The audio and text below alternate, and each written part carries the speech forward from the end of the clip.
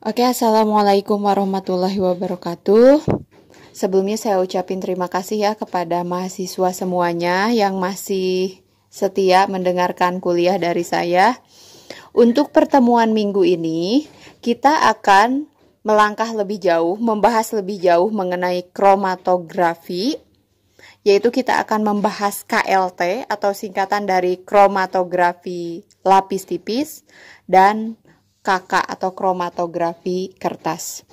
Sebelumnya saya mengingatkan kembali ya, mohon dalam kondisi genting seperti sekarang, mohon semuanya menjaga kesehatan.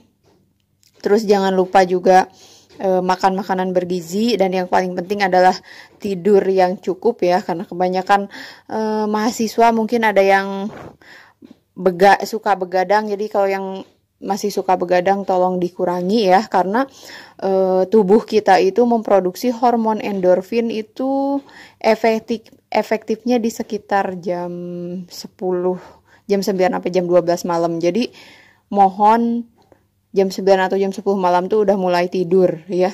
Jangan sampai begadang di musim kayak gini. Karena meskipun kita masih muda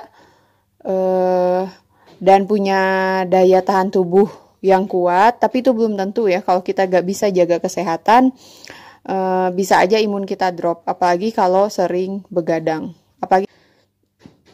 Oke, langsung aja kita bahas apa itu kromatografi lapis tipis. Kromatografi lapis tipis sebenarnya sebuah alat ya, atau metode untuk menganalisis zat kimia ya.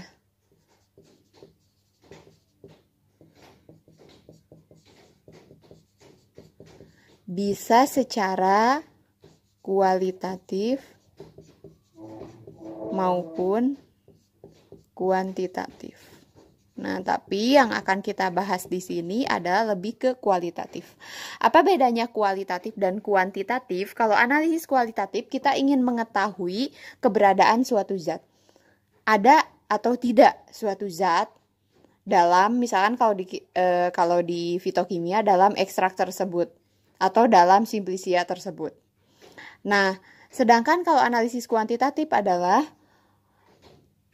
pengukuran untuk menentukan kadar suatu zat. KLT juga bisa digunakan untuk kuantitatif. Ya, dengan cara KLT biasanya ditandem atau disambungkan dengan alat lain namanya spektrofotodensitometri. Tapi secara umum KLT lebih banyak digunakan untuk analisis kualitatif suatu senyawa. Kenapa KLT banyak digunakan? Karena analisis dengan menggunakan KLT ini relatif cepat, mudah, dan yang paling penting adalah murah dibandingkan dibandingkan alat analisis lain seperti spektrofotometri UV misalkan. Itu juga kan bisa sama untuk analisis kualitatif kuantitatif. Atau dibanding HPLC yang lebih canggih, sebenarnya bisa, itu alatnya lebih canggih, tapi dengan KLT kita bisa lebih cepat dan lebih murah untuk menganalisis suatu zat, terutama kandungan kimia di senyawa bahan alam.